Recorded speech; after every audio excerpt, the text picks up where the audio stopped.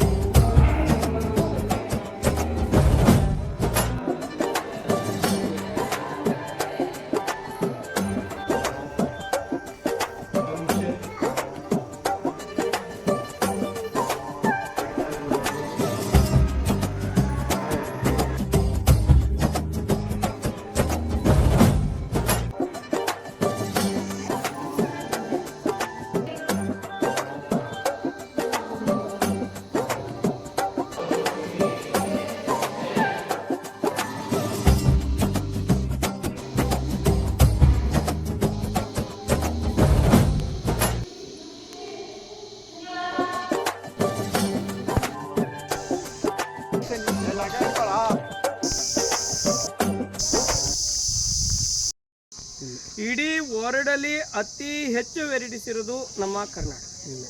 ಒಟ್ಟು ತಂಡ ಇರೋದು ಕರ್ನಾಟಕದಲ್ಲಿ 5,000. ಒಟ್ಟು ಕಲಾವಿದರು ಕರ್ನಾಟಕದಲ್ಲಿ 6 ರಿಂದ 7 ಲಕ್ಷ ಜನ ಕಲಾವಿದರು ಇವತ್ತು ಕರ್ನಾಟಕದಲ್ಲಿ. ಮೊದಲನೇರು ಜೇನುಕುರೂರು ಮಂದಿ, ಮೈಸೂರು, ಚಾಮರಾಜನಗರ, ಹಾಸನ, ಮಡಿಕೇರಿ.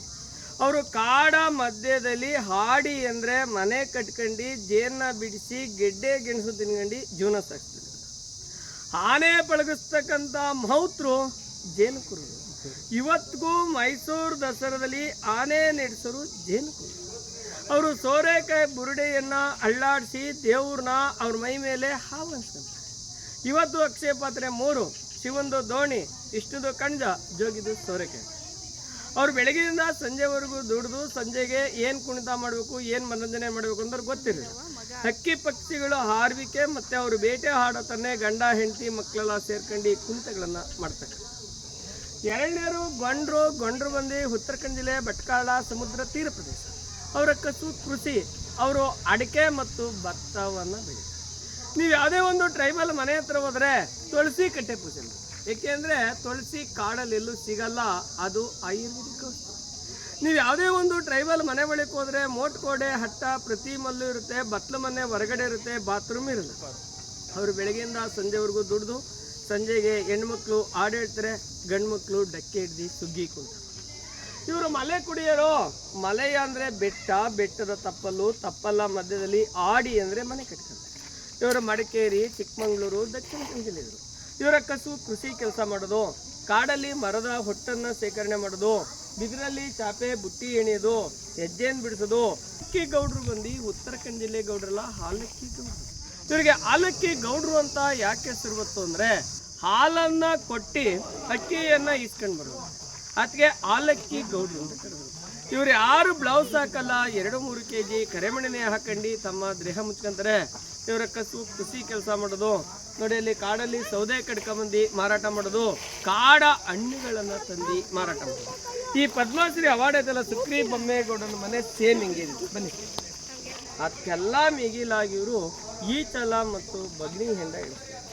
ಈಚಲ ಮತ್ತು ಬಗಣಿ ಹೆಂಡ ಸೂರ್ಯನ ಕಿರಣ ಬೀಳೋಕ್ಕೆ ಮುಂಚೆ ಕುಡ್ಕೊಂಡ್ರೆ ಅದು ಆಯುರ್ವೇದಿಕ್. ಸೂರ್ಯನ ಕಿರಣ ಬಿದ್ದ ಮೇಲೆ ಕುಡಿದ್ರೆ ಅದು ಮಧ್ವರದು ಹೆಂಡ.